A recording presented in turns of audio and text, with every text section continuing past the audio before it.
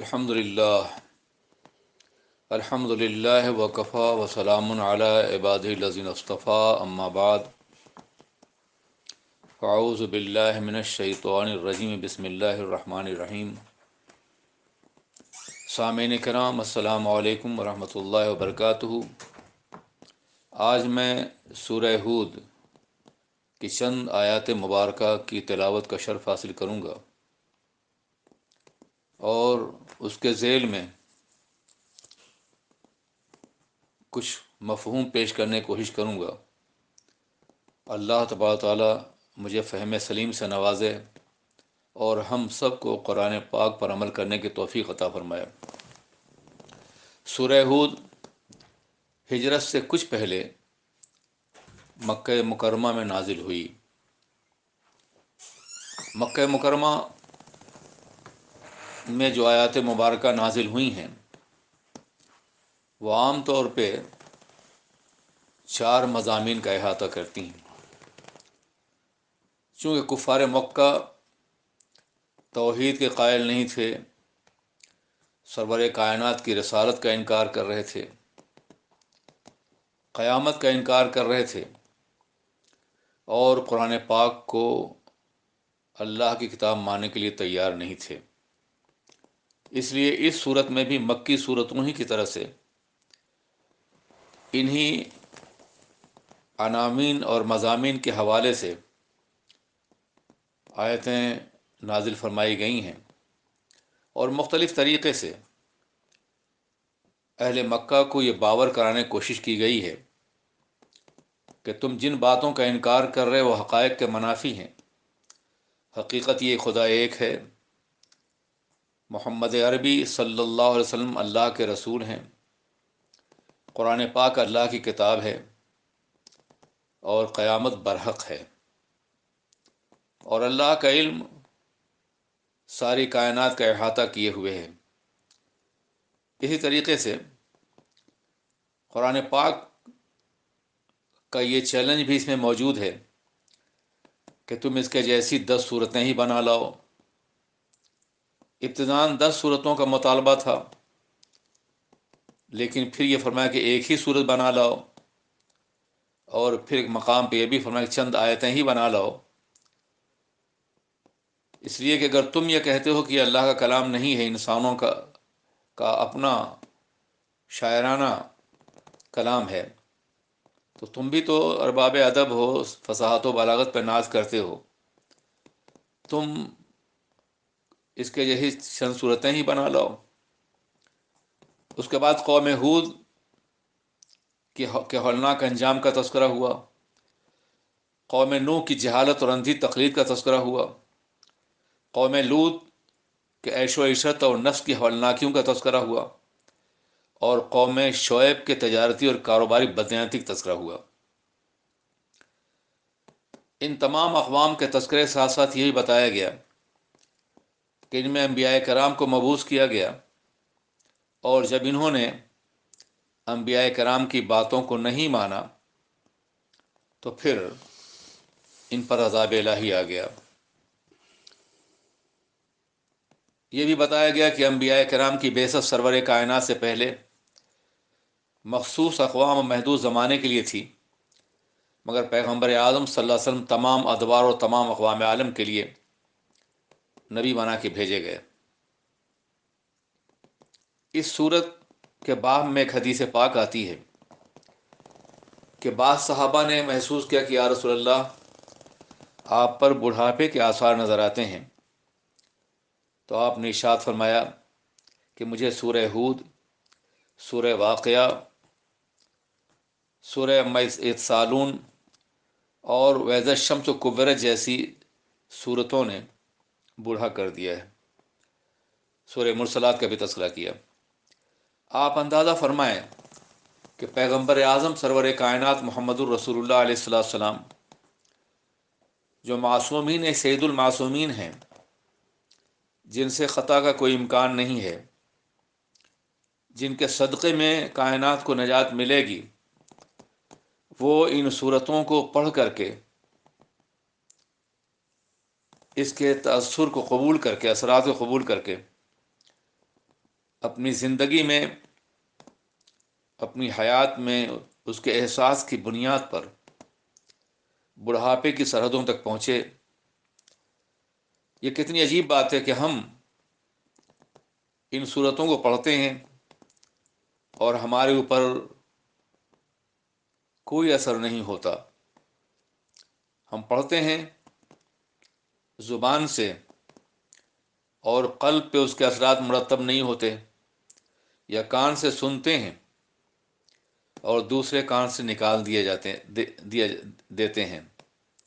حضرات، ماہ رمضان میں ہر سال پورا قرآن پاک پڑھا جاتا ہے اور آپ سماعت کرتے ہیں، لیکن کیا ان صورتوں نے آپ پہ بھی وہ اثر ڈالا ہے جس کا تذکرہ پیغمبر اعظم فرما رہے ہیں؟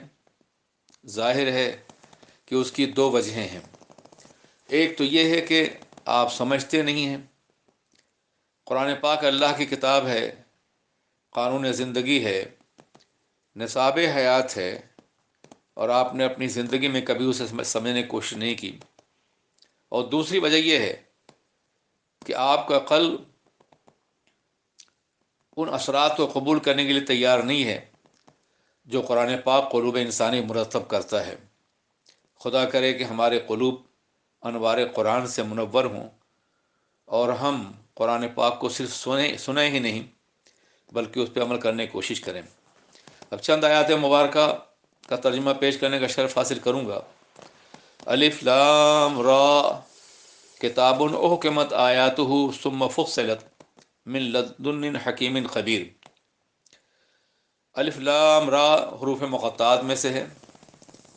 اللہ و رسول عالم، لیکن بعض اہل علم نے اپنے طور پر اس کا مفہوم پیش کرنے کا شرف حاصل کیا ہے. انہوں نے کہا کہ اللہ سے مراد، الف سے مراد اللہ ہے، اور الف سے مراد انا ہے، لام سے مراد اللہ ہے، اور را سے مراد دیکھنا ہے. اس کا مفہوم ان اللہ ارا، میں اللہ ہوں اور میں ساری کائنات کو دیکھ رہا ہوں. لیکن بہرکیف یہ ایک قیاس ہے، یہ نہیں کہا جا سکتا کہ اس کا حقیقی مفہوم ہے یہی ہے. اللہ جانتا ہے اور اللہ کے رسول جانتے ہیں. اللہ ارشاد فرماتا ہے کتاب احکمت آیاتہ، یہ کتاب، یہاں نون تنوین جو ہے یہ شان کے لیے، یہ معزز کتاب، یہ محترم کتاب ایسی ہے کہ احکمت آیاتہ، ان کی آیات محکم ہیں، بڑی پختہ ہیں، اس میں کسی طرح خلل اور شبہ نہیں ہے. اس لیے قرآن پاک کی آیات کو محکمات سے بھی تعبیر کیا جاتا ہے، اور کچھ متشابہات ہیں جن پر ایمان لایا جائے گا مگر عمل نہیں کیا. لیکن عمل کرنے کی جو آیت ہے بہت ہی محکم اور بہت واضح ہیں. ثم فصلت، آیات محکم اتاری گئیں اور پھر ان کی تفصیل بھی بیان کی گئی ہے، اور یہ تفصیل اس حکمت اور خبر والے پروردگار کی طرف سے ہے جس نے یہ قرآن نازل کیا ہے. یہاں من لدن آیا ہے. علم لدنی کا لفظ آپ نے سنا ہوگا. جو علم براہ راست اللہ کی بارگاہ سے حاصل ہو اسے علم لدنی کہتے ہیں، یہیں سے ماخوذ ہے.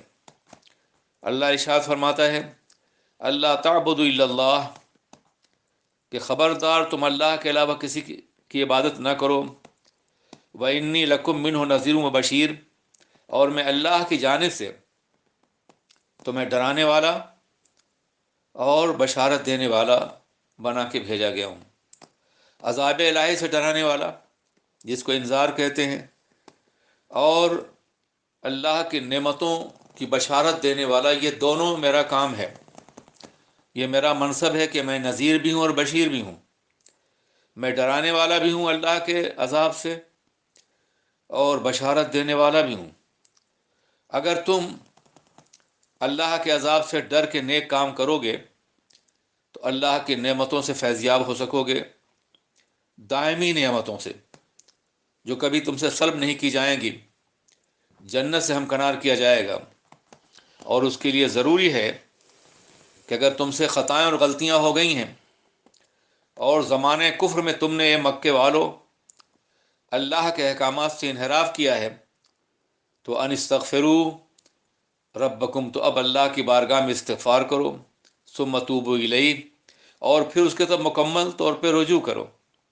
اگر تم ایسا کرو گے، اللہ کی بارگاہ میں استغفار کرو گے اور کمال رجوع تمہارے اندر پیدا ہوگا، اس کا مطلب یہ ہے کہ استغفار کرنے کا یہ مطلب بالکل نہیں ہے کہ آپ استغفار کریں اور کل پھر گناہ کر بیٹھیں، بلکہ ایسا استغفار ہو کہ جس میں پھر آپ اللہ کی طرف کامل طور پر رجوع کا راستہ اختیار کریں، اس کی طرف مائل ہو جائیں، انابت اللہ کے منصب پہ فائز ہو جائیں، آپ کی حیثیت منیب کسی ہو جائے، یمتعکم متاعا حسنا، تو اللہ تمہیں شاندار متاع سے نوازے گا، وہ متاع جو اس کے بارگاہ کرم سے میسر آئے گی، الی اجل مسمى، ایک خاص مدت تک، ویؤتی کل ذی فضل فضلہ، اور ہر فضل والے کو اس کا فضل عطا فرمایا جائے گا، وَإِن تَوَلَّوْا فَإِنِّي أَخَافُ عَلَيْكُمْ عَذَابَ يَوْمٍ كَبِيرٍ، اور اگر تم نافرمانی کرو گے تو بے شک میں ڈرتا ہوں تم پر بڑے دن کے عذاب سے۔ اللہ کے رسول سے پروردگار عالم فرما رہا ہے کہ یہ کہو کہ اگر تم پلٹ گئے، تم نے انحراف کیا، تم نے بغاوت کی، تو میں تم سے تمہارے بارے میں اخاف علیکم، تمہارے بارے میں اس بڑے دن کے عذاب سے ڈرتا ہوں جسے یوم حشر اور قیامت کہا جاتا ہے۔ الی اللہ مرجعکم، اور یاد رکھو کہ اگر تم دنیا میں کسی بادشاہ کے قانون کی خلاف ورزی کرو تو شاید تم کہیں بھاگ جاؤ، اس کی گرفت میں نہ آؤ، اس سے بچ جاؤ، مگر یہ پروردگار عالم خدائے قدیر و جبار ہے، اس سے بھاگ کے تم کہیں نہیں جا سکتے ہو، گناہ کرو گے تو پکڑے جاؤ گے۔ کیوں؟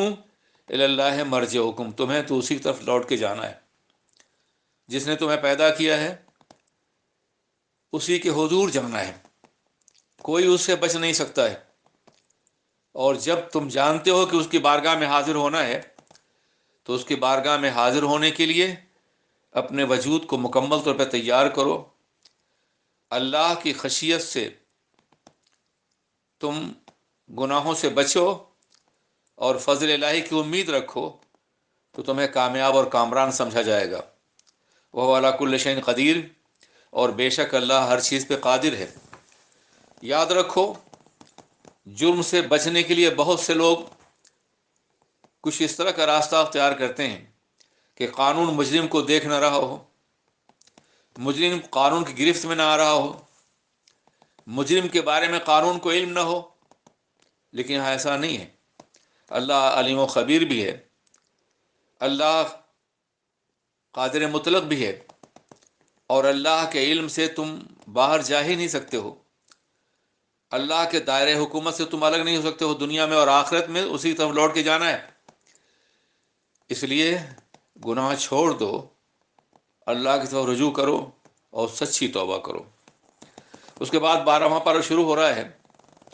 اس پارے کا آغاز اس آیت کریمہ سے ہوتا ہے، وَمَا مِن دَابَّةٍ فِي الْأَرْضِ إِلَّا عَلَى اللَّهِ رِزْقُهَا وَيَعْلَمُ مُسْتَقَرَّهَا وَمُسْتَوْدَعَهَا كُلٌّ فِي كِتَابٍ مُبِينٍ، اور زمین میں کوئی بھی چلنے والی مخلوق ایسی نہیں ہے، دابہ کہتے ہیں جو زمین پہ چلنے والی ہو، خواہ وہ رینگنے والی ہو، خواہ اڑنے والی ہو، خواہ چلنے والی ہو، تو زمین میں کوئی بھی جاندار مخلوق جو زمین پہ چلنے والی ہے ایسی نہیں ہے کہ جس کا رزق اللہ کے ذمہ قدرت میں نہ ہو۔ اللہ قادر مطلق ہے، اور اس نے جتنی مخلوق پیدا فرمائی ہے اس کا رزق بھی اس نے اپنے ذمہ کرم میں لے رکھا ہے۔ وہ لوگ جو علم اور فکر سے نوازے گئے ہیں، صلاحیتوں سے نوازے گئے ہیں، انہیں اپنی صلاحیتوں کے اعتبار سے حصول رزق کے لیے کوشش کرنی ہوگی، مگر رزاق تو صرف پروردگار عالم ہے۔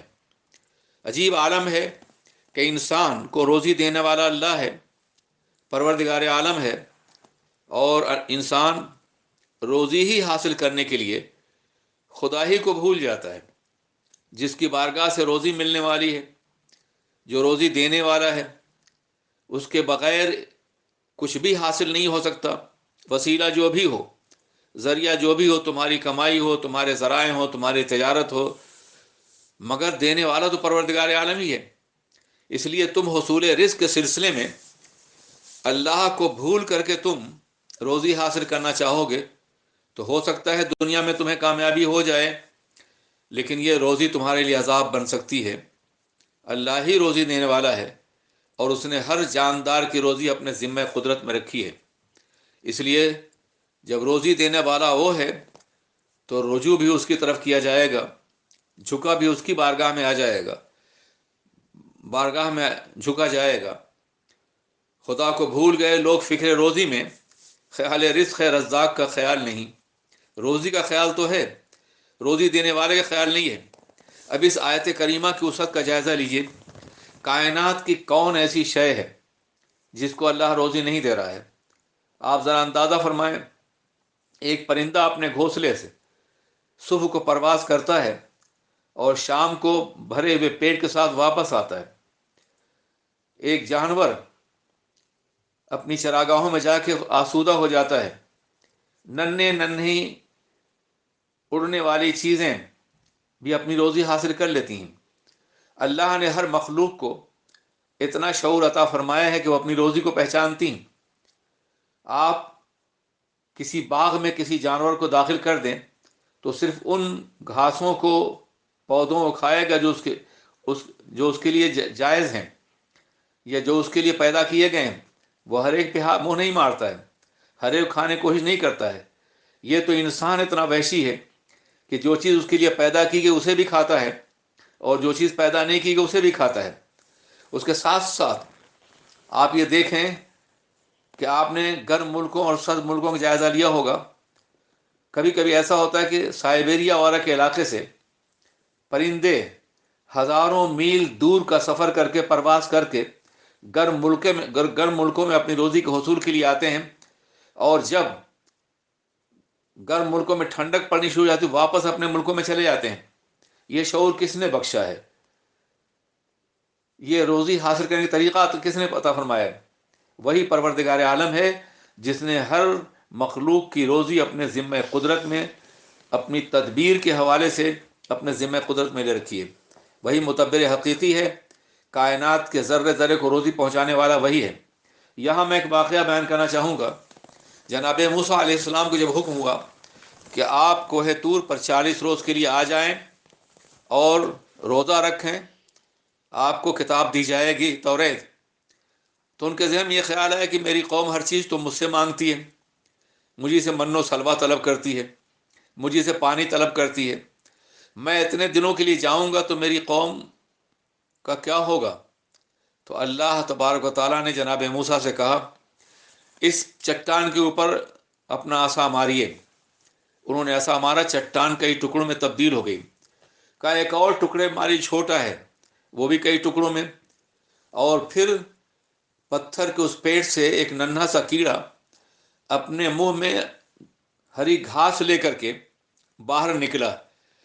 تو اللہ نے فرمایا موسیٰ، پتھروں کے پیٹ میں ننھے سے کیڑے کو جو اللہ روزی دیتا ہے وہ تمہارے امتیوں کو بھول جائے گا. رزاق میں ہوں، رزاق تم نہیں ہو. آ جاؤ میری بارگاہ میں. یہ اللہ کی رزاقیت ہے اور کائنات کی ہر شے کو روزی دینے والا ہے.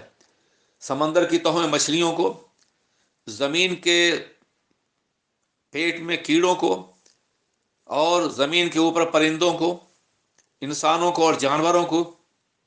کائنات کی کوئی ایسی مخلوق نہیں ہے جو اپنی روزی خود نہ حاصل کرتی ہو بفیض الہی اور اللہ کی بخشی ہوئی تدبیر اور عقل کے ذریعے سے.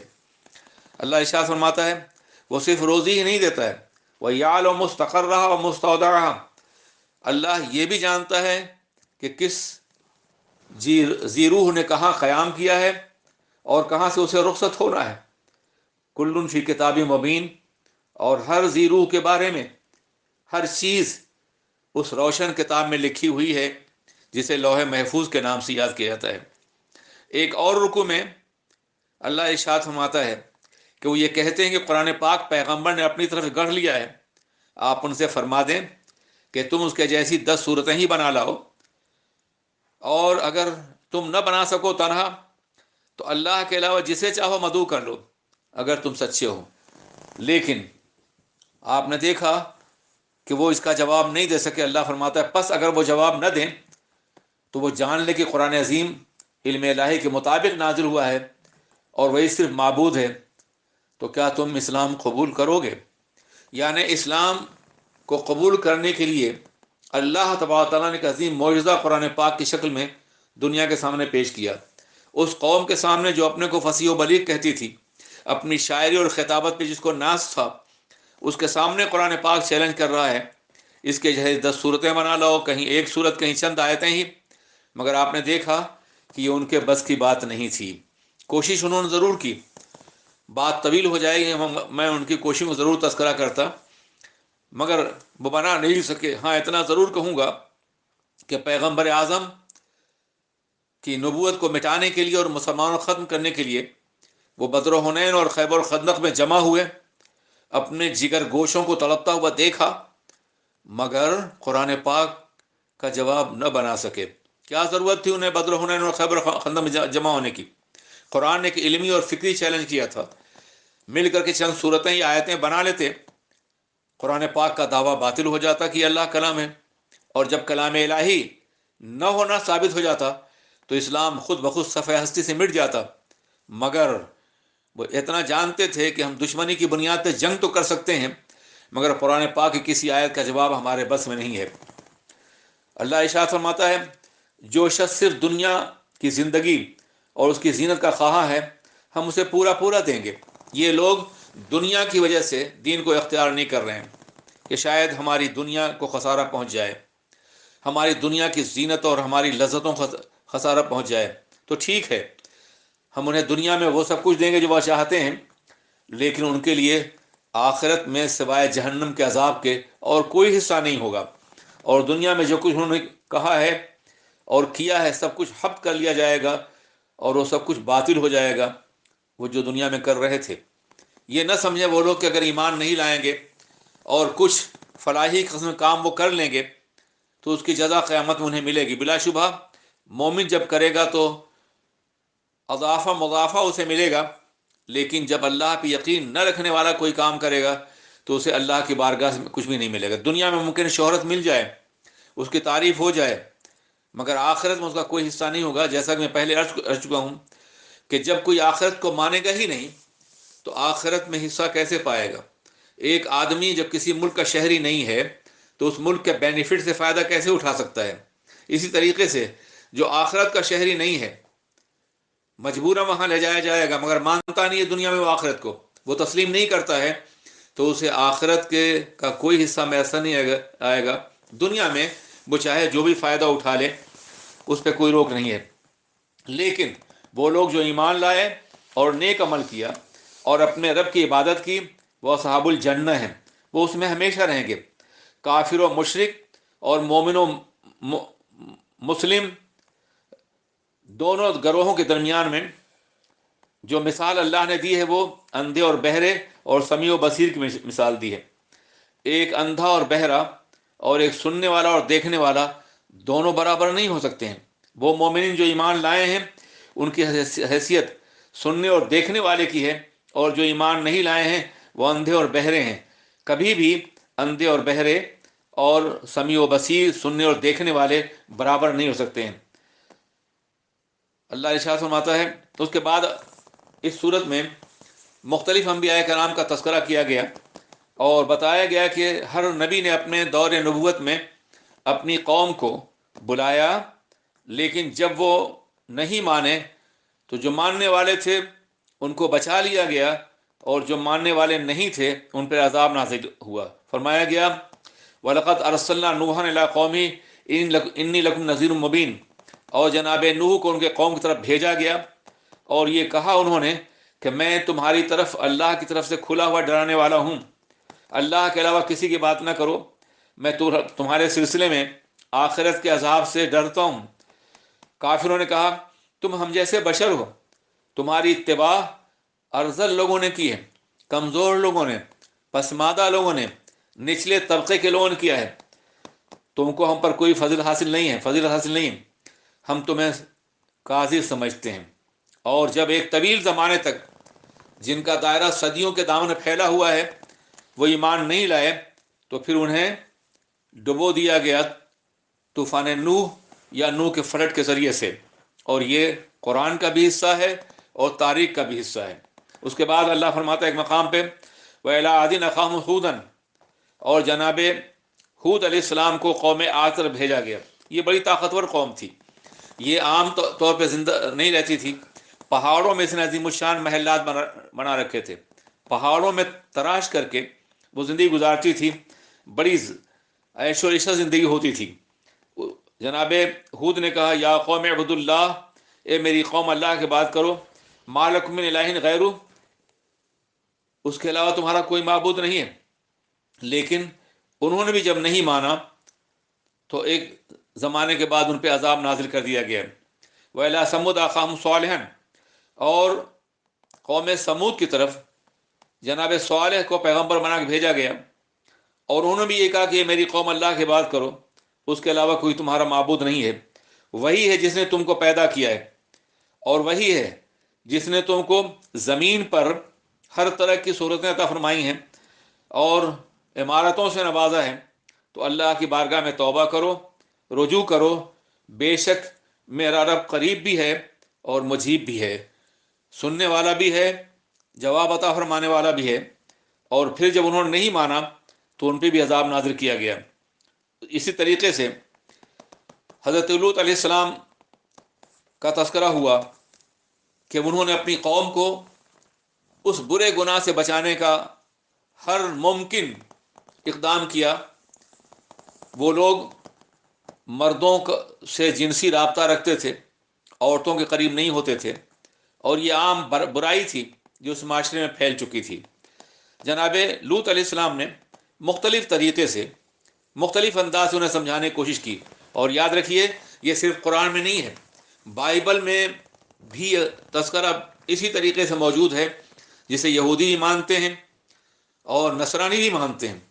لیکن المیہ یہ ہے کہ آج کے ماحول میں دنیا کی طاقتور قوموں کے مقابلے میں یہود و نصارہ، چرچ اور سینیگاگ یہ سرنڈر ہو گئے ہیں، اور یہ کھل کے یہ واضح نہیں کر رہے ہیں کہ ایسا عمل تو جانور بھی نہیں کرتے ہیں، جانور بھی اپنے اپوزٹ سیکس میں دلچسپی لیتا ہے، ہم جنسوں میں نہیں۔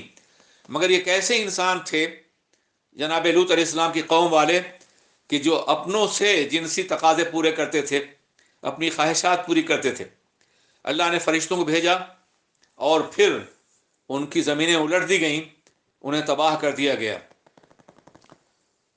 آج بھی مختلف مشکلات سے اگر قومیں دوچار ہیں تو شاید ان میں طاقتور قوموں کی یہ برائیاں بھی ہوں جنہوں نے اس طرح کے ساری گناہوں کو اور ساری بد کرداریوں کو اور جنسی انحراف کو باضابطہ قانون کی شکل دے رکھی ہے۔ اس کے بعد اللہ نے فرمایا ایک اور مقام پہ، وَإِلَىٰ مَدْيَنَ أَخَاهُمْ شُعَيْبًا، اور مدین میں ان کے عظیم پیغمبر جناب شعیب کو بھیجا گیا، اور انہوں نے کہا یا قوم اعبدوا اللہ ما لکم من الہ غیرہ، اے میری قوم اللہ کی بات کرو، اس کے علاوہ کوئی معبود نہیں ہے، اور خبردار تم مکیال اور میزان، ناپ اور تول میں کمی اور بیشی مت کرو۔ وہ لوگ معاشرتی زندگی میں، معاشی زندگی میں بغاوتوں کا شکار تھے، وہ انحراف کا شکار تھے، وہ معاملات میں ڈنڈی مارنے کا مزاج رکھتے تھے، ناپ اور تول میں کمی کرتے تھے، لوگوں سے فائدہ اٹھاتے تھے۔ یہ مکیال اور میزان اگرچہ دو پیمانے ہیں، مگر حقیقت یہ ہے کہ یہ انسان کی پوری معاشی زندگی کا احاطہ کیے ہوئے ہیں۔ کوئی بھی بے ایمانی، کوئی بھی فراڈ، کوئی بھی بدعہدی، کوئی بھی غلط ڈیلنگ، یہ سب کا سب اس کے اندر آ جاتی ہیں کہ جب بھی کوئی قوم ایسا کرے گی تو وہ قوم شعیب ہی کی طرح ہوگی اور وہ اللہ کی نافرمان سمجھی جائے گی۔ ان تمام آیات کا بنیادی مقصد یہ تھا کہ میرے محبوب سرور کائنات محمد الرسول اللہ، آپ بھی انہی انبیاء کرام کی طرح سے ہیں جن انبیاء کرام کی قومیں پہ عذاب آیا ہے، اس لیے آپ ہی آیتیں پڑھ کے سنا دیجئے۔ آپ نذیر ہیں، انہیں بتا دیجئے کہ جن لوگوں نے اللہ کے احکامات نہیں مانے اور پیغمبروں سے بغاوت کی، ان پہ عذاب آیا اور وہ مٹا دیے گئے تاکہ یہ سنبھل جائیں اور اللہ کے احکامات کو تسلیم کریں۔ اس کے بعد یہ آیتیں آج بھی قرآن پاک کی دنیا کی تمام اقوام کے لیے اور خاص طور پہ امت مسلمہ کے لیے ہیں کہ جو لوگ اللہ کے احکامات کو نہیں مانیں گے، اپنے پیغمبر سے بغاوت کریں گے، تو ممکن ہے اس طرح کا عذاب نہ آئے جو انبیاء کرام میں پہلے انبیاء کرام کی قوم پہلے آیا تھا۔ حضور آخری نبی ہیں، ان کی نبوت کو ہمیشہ قائم رہنا ہے، مسلمان ہمیشہ رہیں گے، بحیثیت قوم یہ فنا تو نہیں ہوں گے مگر سزائیں مل سکتی ہیں۔ اللہ تبارک و تعالی ہمیں گناہوں سے بچائے، سرور کائنات کی اطاعت توفیق عطا فرمائے، اللہ ہی کی بارگاہ میں سجدہ کرنے کا سلیقہ عطا فرمائے اور ان تمام برائیوں سے بچنے کی توفیق عطا فرمائے جس کی بنیاد پر گزشتہ قوموں پہ عذاب آ چکا ہے۔ السلام علیکم ورحمۃ اللہ وبرکاتہ۔